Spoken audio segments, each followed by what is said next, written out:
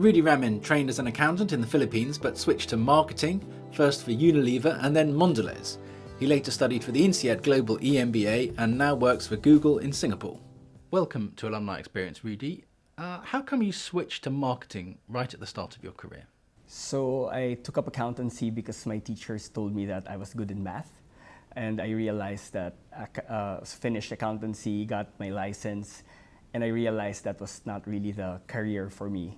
So I pushed my way to trying to get into marketing, which my parents said was a good career. I didn't really know what marketing was what the marketers do. But they said that the best companies in the Philippines are the consumer goods companies, Unilever, P&G, Nestle. And I applied and told them that I will not go to their company if it was not marketing. Luckily, Unilever took a chance on me because my bosses were also not from the marketing field. You ended up with marketing responsibilities across the whole of Southeast Asia. How does that work in consumer goods? Do you change the product for each market?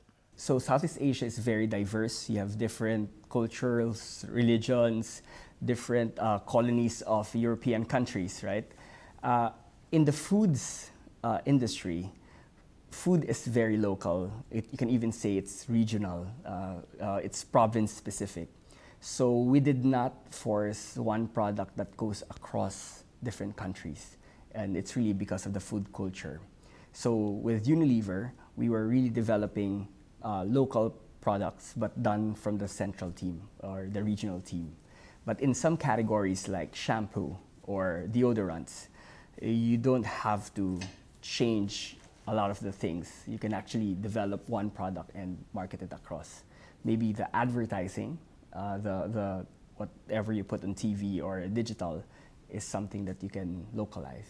You later moved to Mondelez, which used to be Kraft, and they of course make the famous Oreo cookie.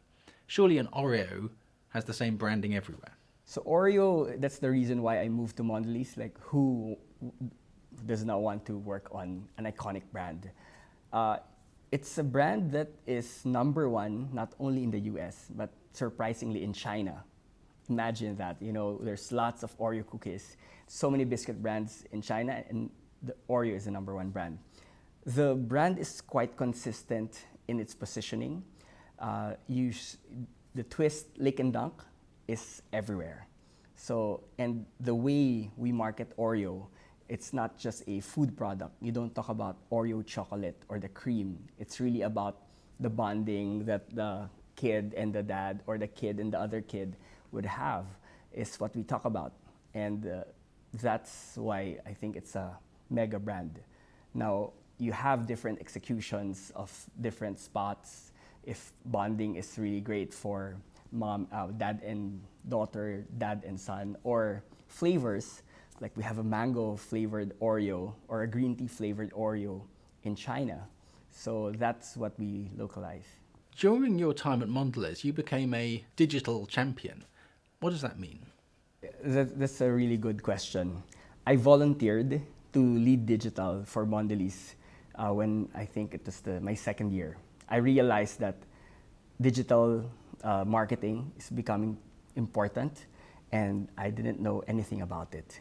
So I think that was an opportunity that I took on, and luckily no one else wanted it because no one knew about it. I enrolled myself like in a idiot's guide to digital marketing kind of course and tried to learn it. And then I established an Asia Pacific Digital Council, which I got people from different markets to be part of the team.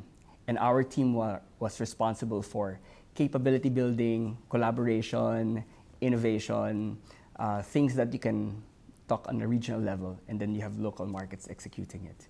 How did you make the decision to come and study for an EMBA? I've always wanted to do an MBA. I felt that was really a good learning experience for me maybe a full-time MBA when I was in the Philippines. But I moved to Singapore, I have a family, and I cannot take off work for 1 or 2 years. So I said, maybe that's already something that I will not do anymore. And in Singapore, I realized that you have INSEAD there, and you can do a part-time executive program. So when I looked at when I could do it, I looked at the average age that executive MBAs get, and maybe I was slightly younger, but that was like a perfect time for me. And what I was really planning to get is more of a general manager skill level. So I think trying to see the business in a broader sense, because I've been focused on consumer marketing for the past 13, 14 years. So I realized if I want to be like leading a company or being a regional head, I have to learn some of the courses or the subjects. Towards the end of your EMBA, you made another industry switch into the tech sector. How did that come about? Of course, the big tech companies, they're quite popular. So I said maybe I should look into Google and Facebook at least.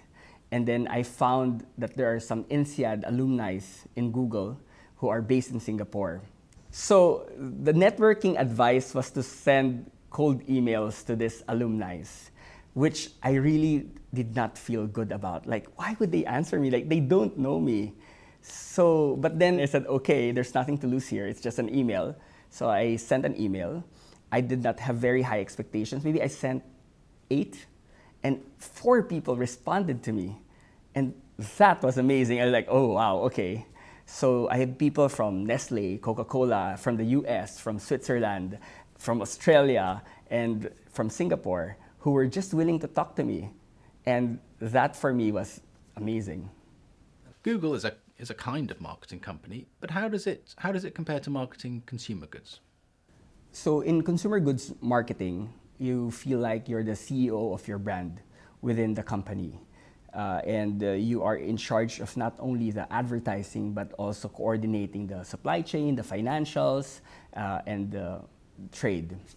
In Google, it's very, very different. You're selling media, right? So what you're trying to get at from a revenue perspective is trying to sell advertising products, but you're doing that by being consultants to your clients on how they can build their brands online. And I am part of the capability team supporting the sales team and the clients. So I don't have regular clients, but I don't also own the money. In consumer goods marketing, you are the owner of the money.